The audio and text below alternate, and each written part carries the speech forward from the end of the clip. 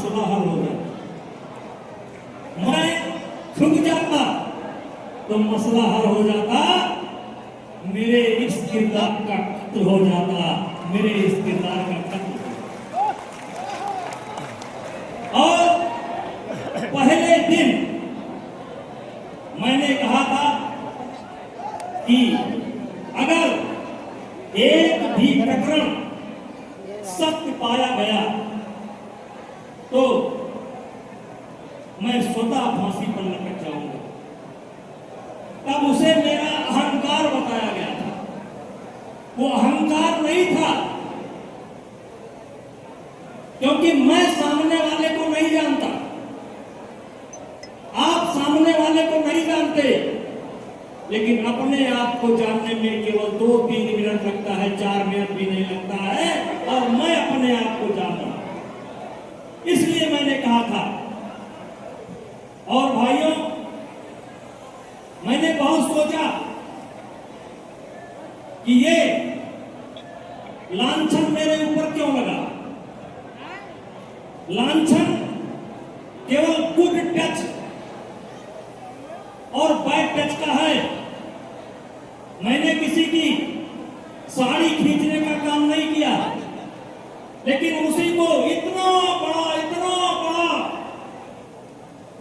Medal पहनाते हमने touch कर दिया, तूफान उठ गया। मेरे गोंडा के भाइयों, मेरे अवध क्षेत्र के वासियों,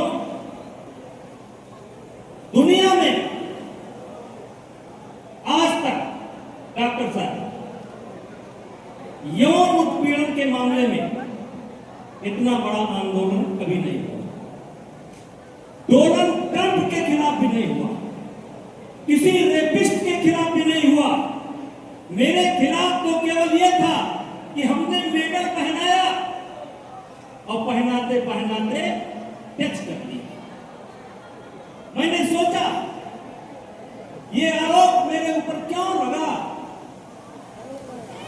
जैसा कि राजकुमार दास जी ने कहा, ये देश की पीड़ा। आज जिले स्तर पर गैंग मौजूद है। कितना पैसा खर्च करेंगे, ज्यादा पैसा खर्च करेंगे तो 500 लगाने वाले भी मौजूद हैं।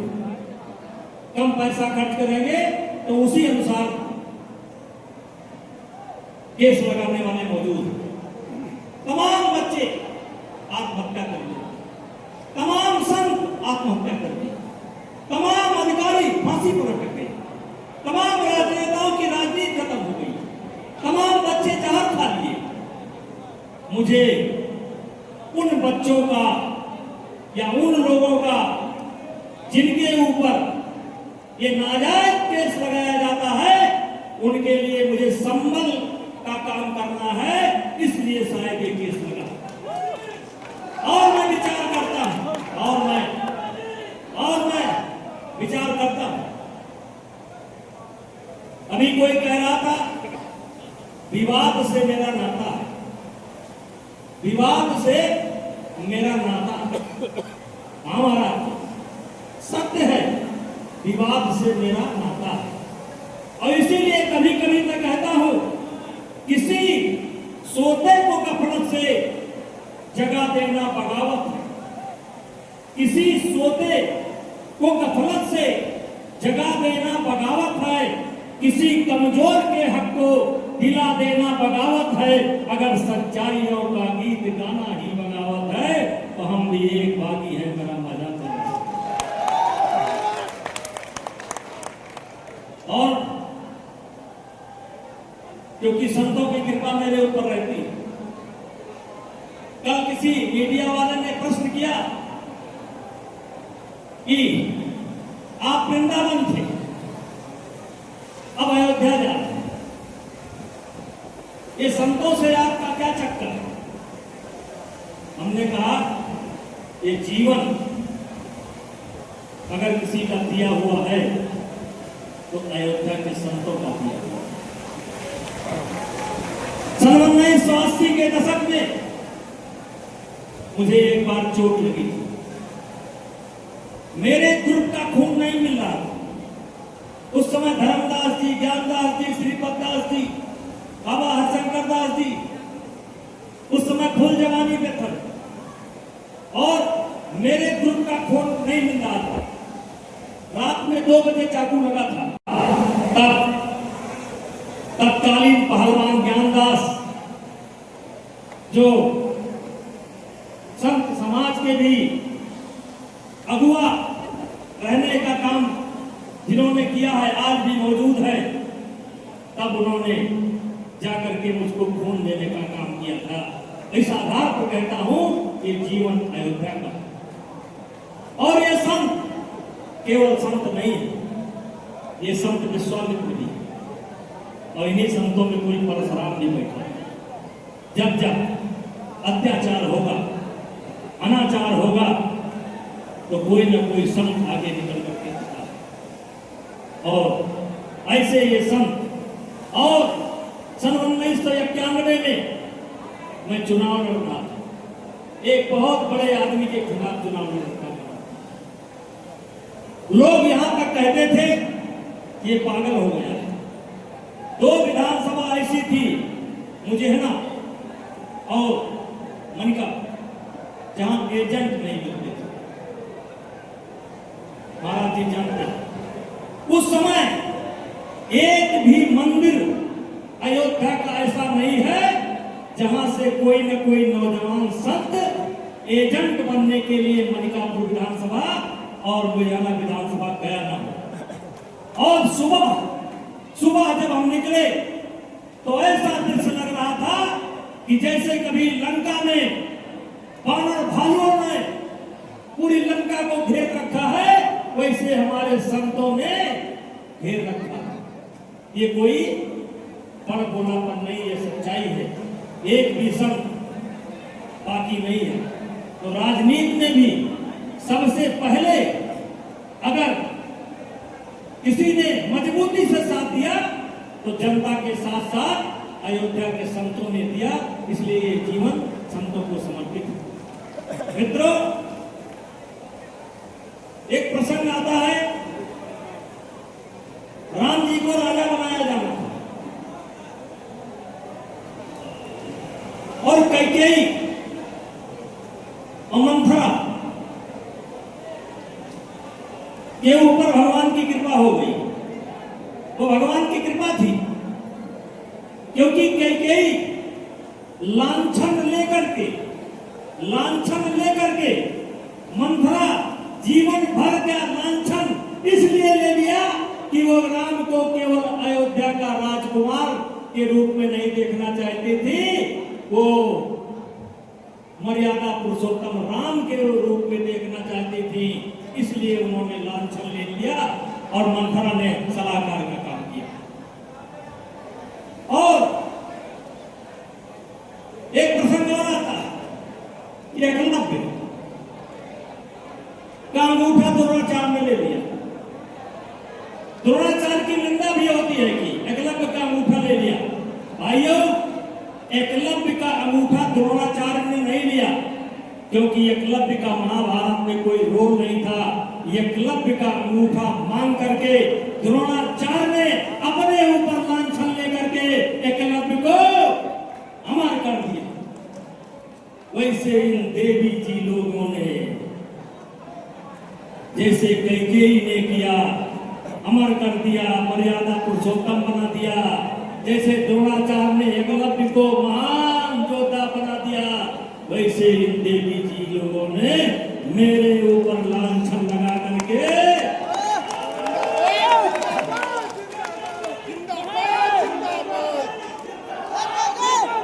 बड़ी कृपा है इनकी, बड़ी कृपा है इनकी। पहले मुझे 10-20 जिले के लोग जानते थे। अभी 3 तारीख को जजमेंट आया है, दुनिया के हर देश में चर्चा हुई, पूरी की पूरी जुडिशरी में चर्चा हुई। कोई जिला वार नहीं है जिसमें मेरी चर्चा ना हो, कोई हाई कोर्ट का बार नहीं जिसमें मेरी चर्चा ना हो, सुप्रीम कोर्ट में मेरी चर्चा, जजों के बीच में मेरी चर्चा। अरे हैं? जो जो भैंस चलाता था, गाय चलाता था, कक्षा 8 3 साल में फेल हुआ, आप जुडिशली उसके बारे में चर्चा कर रही है और अयोध्या के संता से बात दे रहे हैं। और मेरा यह केस कहीं ना कहीं संबल बनेगा इसका, कमजोर लोगों का, जो हथियार के रूप में प्रयोग किया जाता है। यद्यपि कोई योजना नहीं थी, लेकिन आदरणीय राजकुमार दास जी के मुंह से निकल गया कि इस कानून की समीक्षा होनी चाहिए, इस कानून की समीक्षा होनी चाहिए, क्योंकि हमारे जैसे लोग तो भार उठा सकते हैं, लड़ सकते हैं, लेकिन कई ऐसे लोग हैं जो लड़ नहीं सकते हैं, टूट जाते हैं। तो भाइयों, होना ज्यादा नहीं कहूंगा, और किसी से कोई शिकायत नहीं है, किसी को कुछ कहना नहीं है। हमको लगता है ये लांछन इन लोगों ने जैसे कैकेयी ने लिया था, जैसे द्रोणाचार्य जी ने लिया था, उसी कुछ प्रकार से आने वाले समय में रिजल्ट आएगा।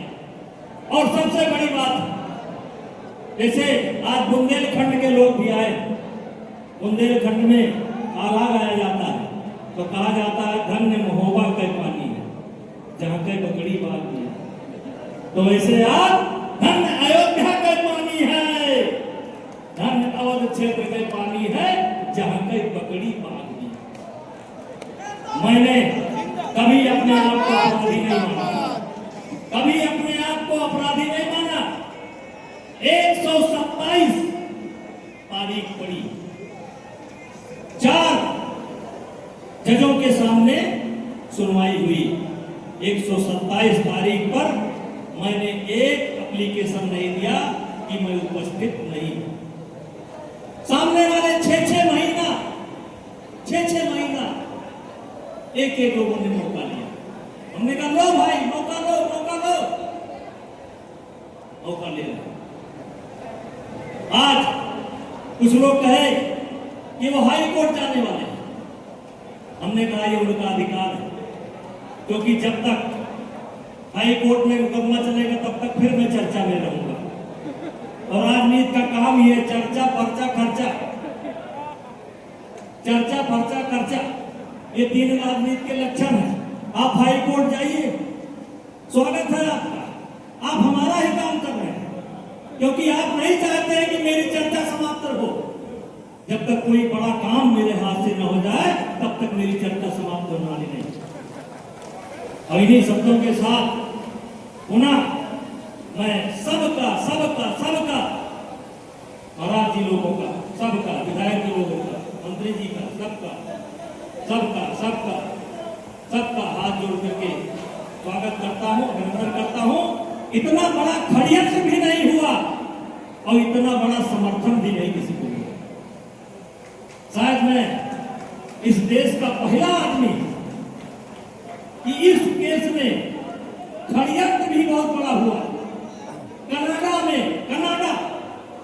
कनाडा में पोस्टर लगे, यूएस में पोस्टर लगे, 42 बड़े लोग और पार्टियां इसमें शामिल थी। आज एक फैशन हो गया है, मीडिया वाले जानते, आज एक फैशन हो गया। अभी 2-3 दिन बोलते हुए मैंने कहा था कि आज जो ये विपक्ष की पार्टियां, इनके ऊपर जनता का विश्वास नहीं है, इसलिए स्वयं कोई आंदोलन नहीं खड़ा करते। आप देख लीजिए 10-5 साल से विपक्षी पार्टियों ने कोई आंदोलन खड़ा किया हो आपको दिखाई नहीं पड़ेगा। कभी ये महिलाओं के पीछे खड़े होकर के भारतीय जनता पार्टी पर वार करते हैं,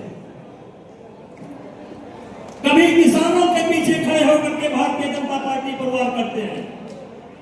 और अब इन विचारों की स्थिति तो इतनी गिर गई कि ककरोच पार्टी के पीछे खड़े होकर के भारतीय जनता पार्टी पर वार करते हैं।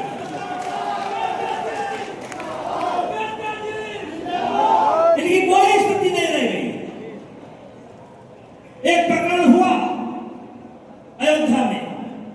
उसकी निंदा हम लोग भी करते हैं, हमारे महाराज जी ने भी किया, सबने किया।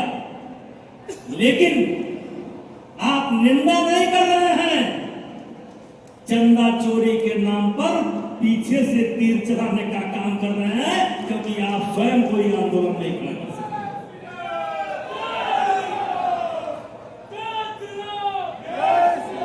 स्वयं 10-15 साल से देख लीजिए, कभी किसानों के पीछे, कभी महिलाओं के पीछे,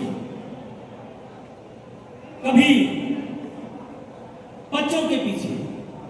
अरे भाई, मैदान में आना है तो स्वयं का कोई एजेंडा लेकर के आओ। बहुत समस्याएं हैं इस देश के अंदर, एक समस्या नहीं बहुत समस्या है, लेकिन खुद आओ। शिखंडी की तरह शिखंडी के पीछे छुप करके ब्रजभूषण सिंह पर बात मत करो, करना है तो आओ मैदान लो। और इन्हीं शब्दों के साथ मुझे गर्व है, फिर गर्व से कहना चाहता हूं, जितना साथ मेरे आसपास के लोगों ने दिया है यौन उत्पीड़न के प्रकरण में, ऐसा साथ किसी को नहीं मिलता। ये संत कभी हमसे किनारा नहीं किया, ये संत हमसे कभी किनारा नहीं किया, अयोध्या कभी किनारा नहीं की, बच्चे कभी किनारा नहीं किए, बच्चियां कभी किनारा नहीं की। आप मेरे वीडियो उठा करके देख लीजिए, मेरे कार्यक्रमों की भीड़ उठा करके देख लीजिए। जब तक इन देवी जी लोगों की कृपा नहीं हुई थी, तब इतनी भीड़ रहती थी, जब से इनकी कृपा हुई तब से इतनी भीड़ रहने लगी। आज का ये दृश्य देख लीजिए, क्या दृश्य था। तो फिर मैं सब लोगों का, जो लोग भी किसी भी रूप में आए, सबका धन्यवाद करता हूं, स्वागत करता हूं, अभिनंदन करता हूं। और हमेशा आप लोगों का आशीर्वाद मेरे ऊपर बना रहे। अभी एक सदगुरु जी महाराज रिद्धेश्वर महाराज से मिलने गया था, तो वो कहे आपको 100 वर्ष तक संघर्ष करना, जीना नहीं है, 100 वर्ष तक संघर्ष करना। अरे बहुत अच्छा आशीर्वाद है, संघर्ष करने का मौका सबको नहीं मिलता। वो लोग बड़े भाग्यशाली होते हैं जो कमजोरों के लिए संघर्ष करते हैं, न्याय के पक्ष में खड़े होते हैं, वो लोग बड़े भाग्यशाली होते हैं। इसीलिए किसी ने कहा है, युद्ध नहीं जिनके जीवन में वो भी बड़े अभागे होंगे, या तो प्रण को तोड़ा होगा या तो रण से भागे होंगे। इन्हीं शब्दों के साथ पुनः, क्योंकि आप बहुत देर से बहुत दूर से आए हैं, सबको बहुत बहुत धन्यवाद। हमारे तरफ से ये सभा समाप्त की जाती है, और संगीत वाले को सुनाना चाहें तो सुनाएं, और आप लोग नीचे उतर जाइए, संगीत वालों का कार्यक्रम होना चाहिए। जाने मेरे कितने छल। हाँ, थारू बच्चियां, अब बच्चों का अभी करते हैं, बच्चों का कार्यक्रम चलने दीजिए। थारू बच्चे आए, मीडिया वाले नीचे